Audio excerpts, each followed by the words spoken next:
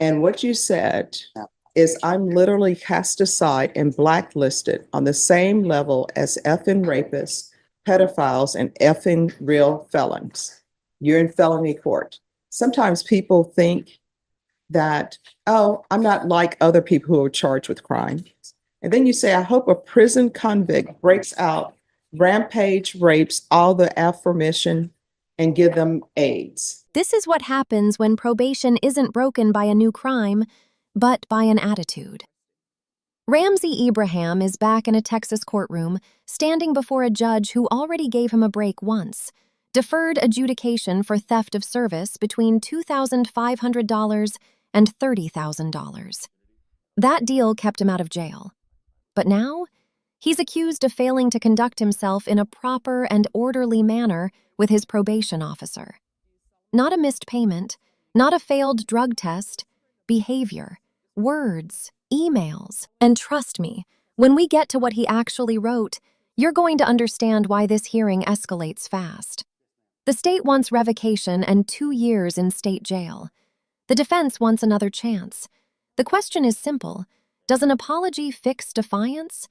Or is this where the second chance officially runs out? Are you the same Ramsey Ibrahim who was placed on deferred adjudication in 2024 CR 3624 for the offense of theft of service $2,500 to $30,000 on December 3rd, 2024 for a period of 3 years? Is that you? Yes, ma'am, it is. All right, state. On or about the 10th day of February 2025 in Bexar County, Texas, the defendant Ramsey Ibrahim did then and there fail to conduct himself in a proper and orderly manner when reporting to the supervision officer at the Bexar County Community Supervision and Corrections Department in violation of Provision Number 4. How do you plead to that? True or not true? It's unfortunately true. I'm sorry, I can't hear. It's true. True? All right. State waives the remaining violation allegations, Judge. No objections. Did you understand by pleading true to violation of condition number 4, the court could find it true, grant the motion, find you guilty, sentence you up to 2 years in the state jail facility and up to $10,000 fine? Yes, ma'am. Knowing that, do you still wish to plead true to violation of condition number 4? Yes, ma'am. Court will find violation of condition number 4. This moment is critical. By pleading true, Ramsey is legally admitting he violated probation. And once that happens, the judge's options expand dramatically. She can continue probation, or she can revoke it entirely and sentence him up to 2 years in state jail plus a fine. And notice something important. There's no plea agreement here. The state is asking for revocation. That means the safety net is gone.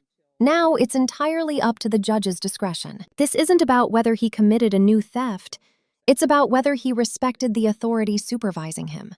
Probation isn't just about paying restitution. It's about compliance, cooperation, and accountability. So let me ask you, should someone lose their freedom over disrespect and hostility? Or is revocation too extreme for what started as bad attitude? For true, is there a proposed agreement? No, Judge. State, what are you requesting? Adjudicate guilt, revoke supervision, assess punishment, 2 years of confinement in the state jail facility. And defense, what are you requesting? Judge, we're requesting my client be given another opportunity and allowed to continue his probation. My client would like to address the court. All right. And you say your client would? He would like to address the court. All right. Can you raise your right hand? Do you solemnly swear or affirm the testimony? All right. If you all could whisper in the box, please. Just whisper. All right. Do you solemnly swear and affirm that the testimony you give will be the truth and nothing but the truth, so help you God? All right. You're whispering. Yes, ma'am. All right. You can lower your hand, state your name for the record. Ramsey Ibrahim. All right. Defense. Ramsey? So after the incident happened, I came to court and I was found, guilty of that. You pled no contest. Pled no and you were contest. placed on probation. Well, after that incident, I lost my job, and then I've been seeing a therapist, a psychiatrist. Before all of this, I've had pretty severe depression and anxiety. Judge, may I talk to my client for just a moment? Is there any mental health issues or anything of that nature? Yeah. All right, probation. I'm gonna order the theft course. There's no justifying the attitude that I had through the things that I All right, said. so what happened? I lashed out by, How? by, by just not, I used a lot of, I was cursing, but not the officer at the situation. I was just. Any venting. objections to the court review and the court summary?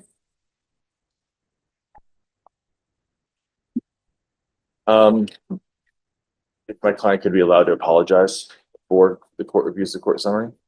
No, I want to review the court summary because then I can have Yeah. more information about what's going on because he's not telling me everything. I wrote an email one night. I wrote an email. No. Any objections to the court review and the court summary? No, Your Honor. No, I approached Judge, and you Yes. don't already have a copy.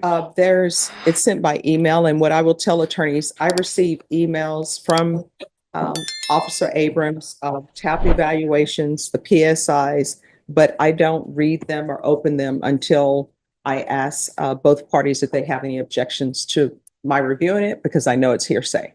So since defense counsel doesn't have any objections, I am going to open the court summary and let me read it, and then I'll let you continue. All right.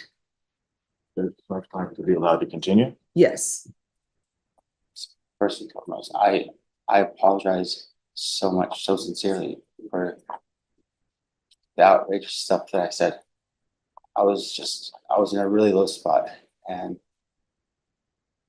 But according to the court summary, and let me explain something to everybody. I understand that people have, sometimes they're angry at their situation. Sometimes they don't want to accept responsibility for their situation. I understand that, right? So, but according to the court summary, they're saying that this isn't the first time that they've had an issue with you. and that's basically the only notable time that we're. Well, no, not only notable time. I'm just telling you what they say. This is what it says. It says, this is not an isolated incident. He has consistently exhibited defiance towards his probation officer and field officers, refusing to comply with basic probation requirements and making it clear that he has no intention of changing his behavior. So that's before the letter. That's what that seems to imply to me, that this isn't the first time. So they have the letter, and they're saying that when field visits are conducted, it's the same, similar things. Okay, no, so like again, I'm very, very sorry. And this won't happen again, but as far as the field visits were concerned, I was thrown into agitation when the officer came. No, Hold on. it's fine. I'm just trying to figure out what's I happening. understand, Judge. What my client is saying is that before this motion to revoke was filed, before he came and talked to me, I don't think he really had a full understanding of what he was looking at and what the court may end up doing today. After I talked to him, and after I really informed him of what he was looking at and what the court might do, and after hearing Mr. Edelman say what they're requesting, Mhm. I think you can see my client's attitude has shifted. Mhm. I want what Ramsey was talking about, Judge, is he had a bad attitude. He just pled true to a condition that I've kind of never seen on an NCR before, of just not fail to report, not the rest of it, but fail to conduct himself in a properly and orderly manner. He's pled true to that. He's accepted responsibility for that, and he has promised that he's going to make a change. I think that since I have had the opportunity to talk to him about realistically what he's looking at, should he not, in the rest of his 3 years of probation and the conviction and the 2 years day for day, Mhm. his attitude has shifted in a remarkable way. He's willing to apologize to each one of those officers if he's offended, apologize to the court, apologize to the prosecutor if need be. I just want to make sure that the court understands and sees his change in attitude. That's why we're here, is his attitude is poor. Was poor. I sincerely sincerely leave my apology. All right, so my question is, I'm back to my question.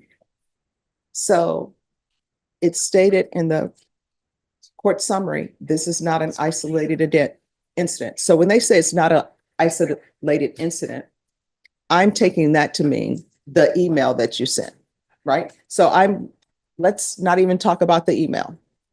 So they're saying you have consistently exhibited defiance towards his probation officer and field officers. And the field officers are the people that go out to see you, because I require that their field visits.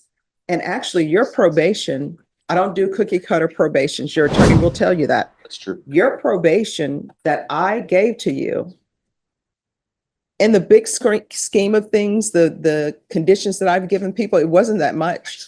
You didn't even have restitution to pay because I guess people received their items, Sure. but you were only 3 years deferred adjudication, regular reporting by Zoom or in person, regular random UAs, proof of employment within 30 days, field visits one time for 3 months, and 200 hours of community service restitution in the theft course. That's all. Just a second. Yes. Sorry, Judge. What my client is concerned about is that yesterday Mhm. he made a payment to pay off his community service hours. Okay. Oh, no, that's fine. Again, that's what he's trying to say. And you're looking for a job. And the restitution, I think. You paid the restitution in full before the plea, Judge. Yes. That was part of this plea bargain. He did pay the restitution All up right. front. That's why it's not a probation Okay. condition. So, and again, in this past week, I want to make sure I got it. Yes, I don't. He has registered for the theft class. He has paid his community service hours off in full. He has reported here today. He has apologized for his behavior. I think that in the past week since this MTR was issued, he's gotten the message. All right. And how old are you? 40. 40. Okay. All right. Is there anything else? I want to give you one opportunity, just sure what we talked about. So, go ahead and address the court. Yes, I'd like just to reiterate once more that, I mean, I am immensely sorry for having offended everyone that had, spoken ill of. Mhm. And the attitude, I mean, you're gonna see a complete difference of everything going forward. If you just please give consideration to allowing me to just get back on track, and I'll make good on on the conditions. I absolutely will. I was just frustrated with the situation, and I lashed out. All right. So let me explain something to you. So now let's get to the letter that you wrote. It takes a lot to send an email to somebody. And what you said is, I'm literally cast aside and blacklisted on the same level as effing rapists, pedophiles, and effing real felons. You're in felony court. Sometimes people think that, oh, I'm not like other people who are charged with crime. And then you say, I hope a prison convict breaks out, rampage rapes all the aforementioned, and give them AIDS. It takes a lot of anger to write that and to send it. And this is where the entire tone shifts. The judge reads the email out loud, and suddenly this isn't just about frustration. It's about hostility, wishing violent crimes on people, comparing himself to real felons while standing in felony court. That's not just venting. That's a written record of anger and defiance directed at the very system supervising him. And remember, probation officers document patterns. The court summary says this wasn't isolated. That phrase matters legally. It suggests ongoing non-compliance. The judge even points out, it takes effort to write and send something like that. This wasn't a slip of the tongue, it was deliberate. Now the defense argues he's had a shift in attitude, that therapy has begun, that he's paid fees and signed up for courses. But here's the real question. Is change real if it only happens when jail becomes imminent? So after I got this recent denial from the perspective of And that was sent on March 26, 2025. there's no justifying that level of right? I mean, I'm embarrassed to even having it here, and it was at my lowest point, and there's no, yes, I was angry. Oh, State, you may continue, you're excused, you may continue to confer. Thank you. Yes, but I mean, I'm telling you, that was at a point of just ultimate low. And Excuses. there's not an excuse. There's just a sincere regret. Judge, my client would like the opportunity, if he's allowed to continue his probation, to apologize individually to each one of those people. If you would like to make that a condition, that would be great. I know it's usually outside of what we do, but it wouldn't be unusual for you to allow him to apologize. Mhm. And I do apologize to you. All right, I understand, and I understand that people are angry sometime. All right. Judge, we would ask also, as an additional condition, if we could add a cognitive behavior course or an MRT course to those that may assist him. I just started seeing a therapist and talking to a psychiatrist. I think that I think the court can see that he clearly has, reading and hearing what he wrote. I think that the court can see his sincere level of apology and wanting another chance.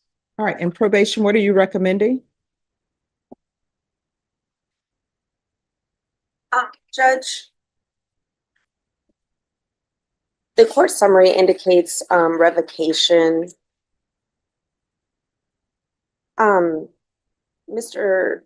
Abraham has only been on probation since December, and although He did sign his letter, yours truly. I think there should have been another thing other than yours truly, maybe with regards or something. agreed, Judge. The court summary says revocation. I would say that he could benefit from some courses like the cognitive behavior course and more recognition therapy. There has been, I know the court reviewed the court summary, and you can see that there was some positive urinalysis that were waived by the state. However, he did produce a copy of his prescriptions. No prescription for alcohol, so that is something that we would have to really hone in on. But as far as the other positives for actual substances, I do have prescriptions for those. And he did provide the receipt for his community service hours. The community service hours were paid to Feeding America, so I would ask the court for taking that into consideration. Other than that, Judge, that's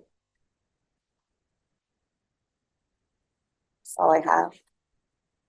So are you asking for revocation? I understand the officer's requesting revocation, correct? That is correct. All right, thank you.